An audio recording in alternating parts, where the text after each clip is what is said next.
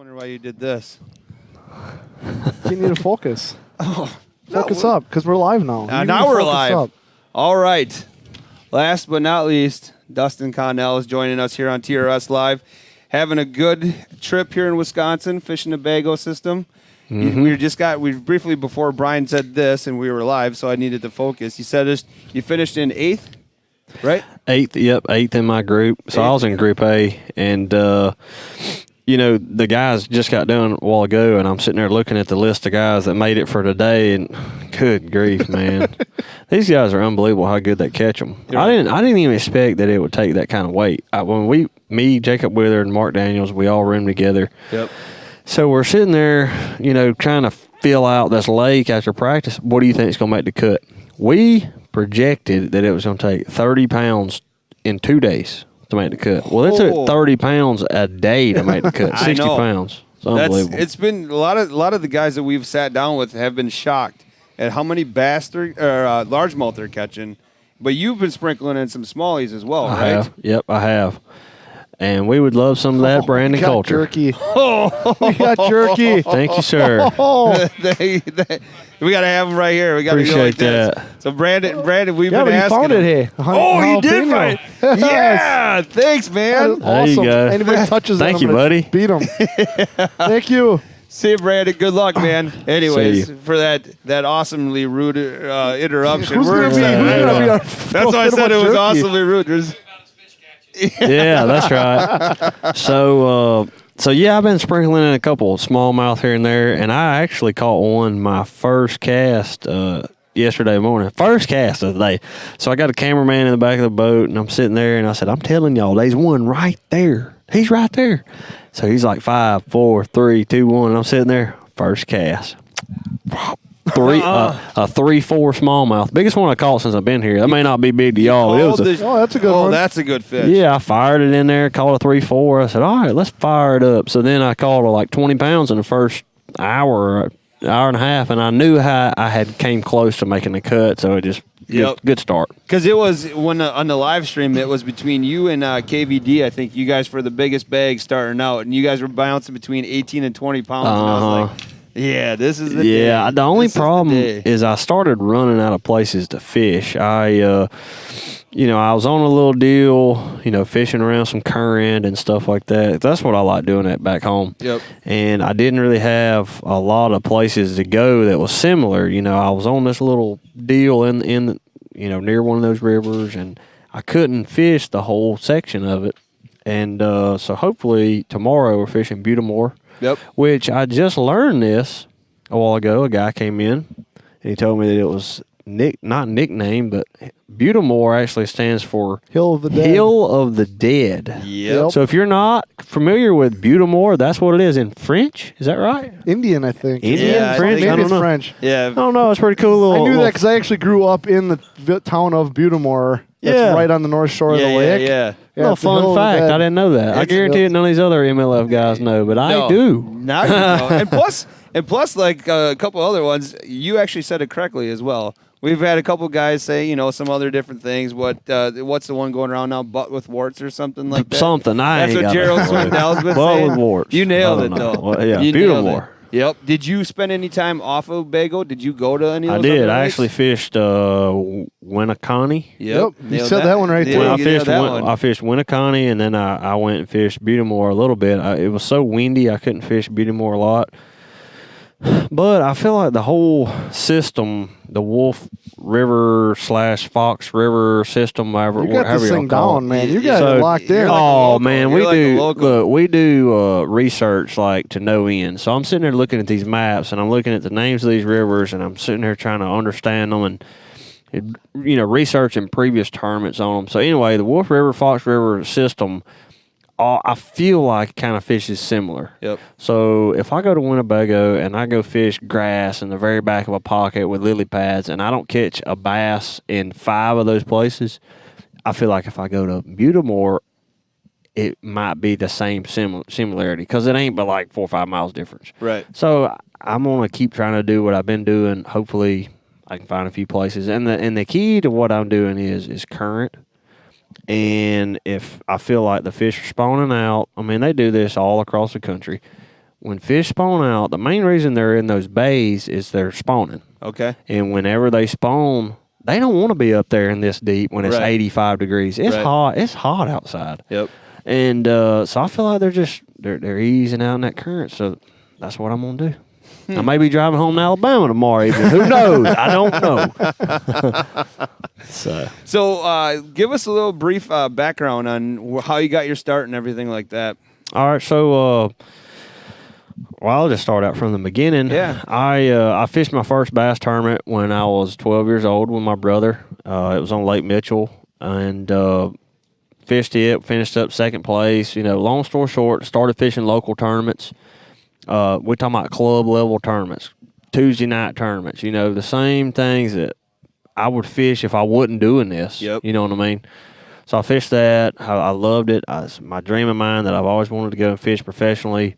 And I went to college, Alabama, fished college fishing there, had some success. And now keep in mind, me going to college and me fishing on a fishing team, it sounds like I'm very wealthy. No. No. Dude, I came from nothing. Yeah. Like, when I say nothing, like, I didn't come from a wealthy family, so the big misconception is to be a professional fisherman, you got to have money. Right. Well, it does help. It helps out a lot. But I got out of college.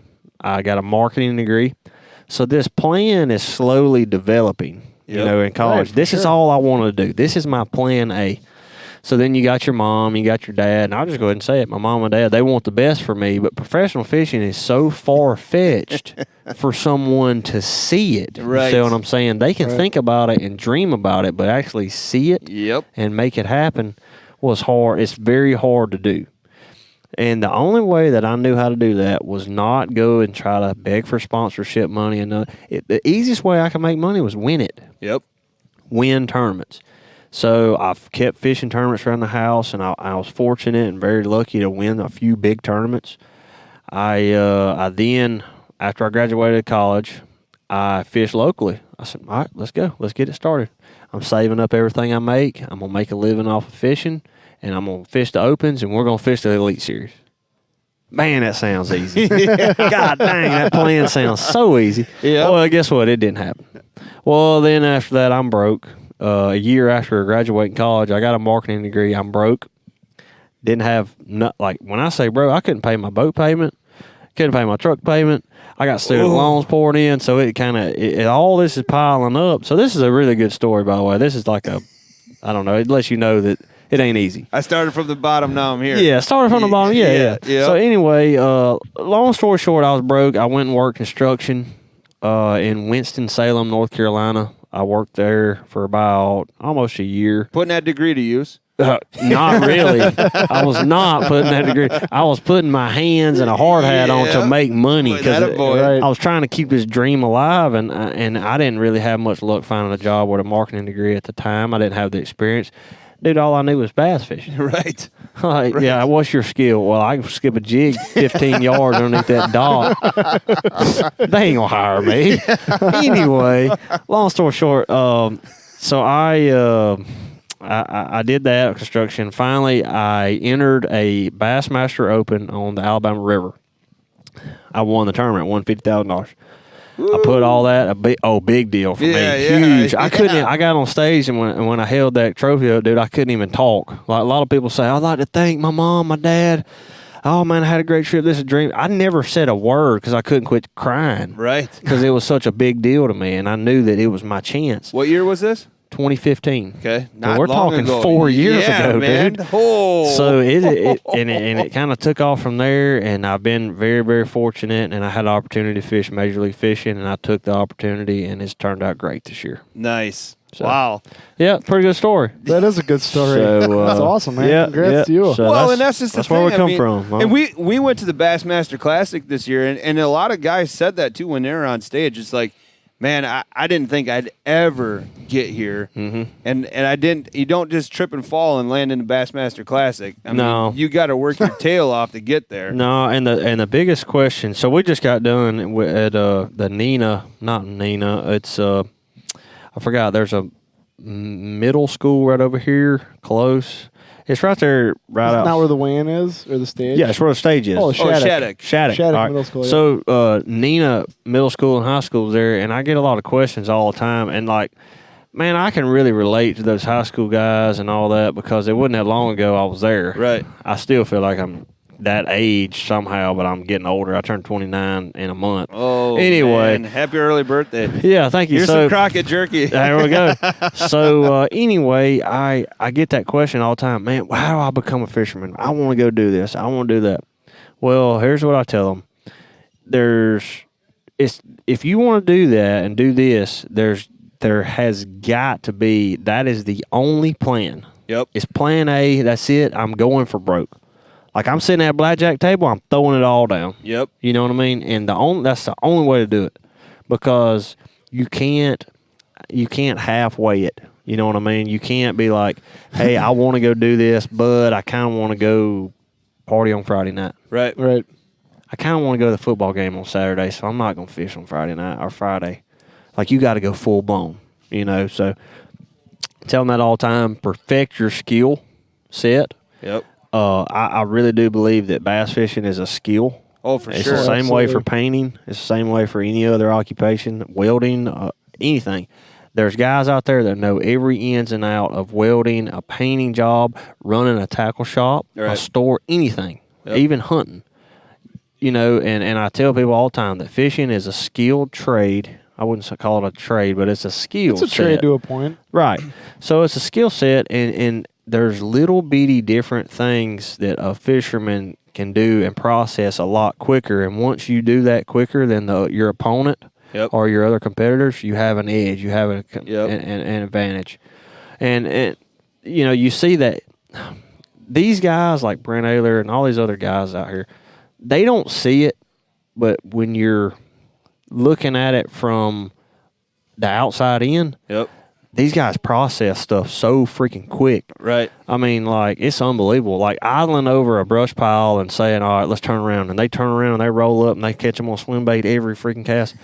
Like, that blows people's minds. Yeah. But they do it so much, and I'm referring to them as like, man, I'm just now getting my career started. Man, I'm looking up to Paul Elias. Right. Man, guys, we've looked at and You were a fan first God, before you got to know what I'm saying? Yep. He won a Bassmaster Classic in 1982, and I wouldn't even thought about them. So anyway, I'm running my mouth. But No, anyway, that's awesome. That's really good. I mean, that's phenomenal stuff. So you said you room with Wheeler, right? I do. What's it like? Is that dude like on? Because he's on like another planet. Yeah. Like, is he just that Jacob's- dialed in, or is well, he just that good, or Let me what? tell you what, Jacob's a great fisherman. See Thank you, man. you. Thank you so much. Jacob's a great fisherman. He understands this format really well. Yeah. And he understands every format. He understands bass fishing. So Jacob understands what techniques will be good and what will not in this format. So, for example, I love throwing a frog. I love flipping. All right, that's a fun way to catch them. In this format, that is not a good, efficient way to win. Yep. See what I'm saying? Yep. I mean, how many times have you seen a fish blow up on a frog and you miss them? Right. Well, if you're only going to get, I mean, let's just say on a great day, are you going to get 30 blow-ups on a frog? You might. Right. How many of them you going to put in the boat? 15 of them? Yep. I wouldn't say Maybe. 50%. You're doing really good. You see Yeah. what I'm saying? Yeah. So people, there's certain dynamics to this format that you have to get used to. Right. So Oh, fair Yep. enough. he understands that. Yep. Well, Yeah, I like watching you guys' YouTube videos. Those Oh things- yeah, we have. Now, good do you have a time. bell in your boat now too? I got one You dinging actually. the bell in the yeah, boat? I'm gonna Yeah. bring it tomorrow. I Yeah? said if I bring it to, if I make it to the, I guess the elimination round. Yep. Then I'll do that. So Who's Where did that come from? How did that get started? I actually started that at the house with my brother. So every time we would catch one, I don't know why I did it one day, but every time I'd catch a big one or something, I'd look at him and say, ding, it's over. Done deal. Mark it. That's We're awesome. Ring the done. bell, man. It's I like like boxing. And So then Jacob and them started catching on to it, and it's just a fun thing to do. And I like it. It's you know cool. that, and Mark Daniels, he rooms with us also, Yep. great buddy of mine. So it just helps to have good friends on the road. That way, if you win, people can celebrate with you. If you Yep. lose, they can tell you suck. Now, That's what good friends are for, right? Yeah, man, you suck. Now, man, what are you doing? with the no communication in terms of like the existing tournament that you're fishing right now, how tough is that with your good buddies though? Oh my gosh, man! Because all three of you made it, right? Till tomorrow. Yes. So, I'm not throwing nobody underneath the bus. These guys are all good fishermen. But when they see Jacob Wheeler do well, and they see me do well, and they see Mark do well, it raises questions. They're sitting there thinking, "Oh, them guys are sharing info. They're sharing it." Absolutely 100% fact. We have never shared info, and the way we do that is we don't talk about fishing. Right. Jacob done good the other day, led the tournament. I said, "Good job, dude." Yep. We went and ate dinner, talked about whatever else. Dinging the damn bell. Yeah, That's it. Is it hard? We don't want to talk about fishing, and it stinks. Is it hard not to talk about the day? Sure. 100%, because like I want to come in and I'll lose a 5-pounder, and I'm like, "All right, dude. I can't. I pulled in at 12 o'clock today, and I needed a big one, dude." And just the simplest reaction can give someone an advantage. Right. So I've caught myself before. I can't use my hands. Oh man, I rolled in a place about 12 o'clock, and all I know is whoosh, immediately. Yep, top water. Top water frog. I need to go top. So you can't do little things like that. Yeah. So from now on, I only talk about bass fishing. Talk about my fiance Victoria. Oh, how beautiful she is. So, nice. Anyway. Well, perfect. I know you're a busy man and you got to run. We appreciate you making the time to come into the Real Shop today. I mean, it was really awesome, man. Very informative. I mean, I appreciate the fact that you worked your tail off. Yep. And it's still paying off for you. And still working it off. Still working it off. Yep, never ends. And we from the Real Shop, we wish you the best of luck coming up the next, hopefully 2 days, right? Thank you. One day at a time. I hope we come back here, man. This place is awesome. Y'all have a good fishery, and you also have an awesome tackle shop here, man. I'm actually about to do a little shopping here in a minute. All right. Well, we better cut them loose right now then. Perfect. Thanks for coming in. All right, man. Thanks, Dustin, so much. We appreciate it. Good luck. Thank you very much. Good luck, man.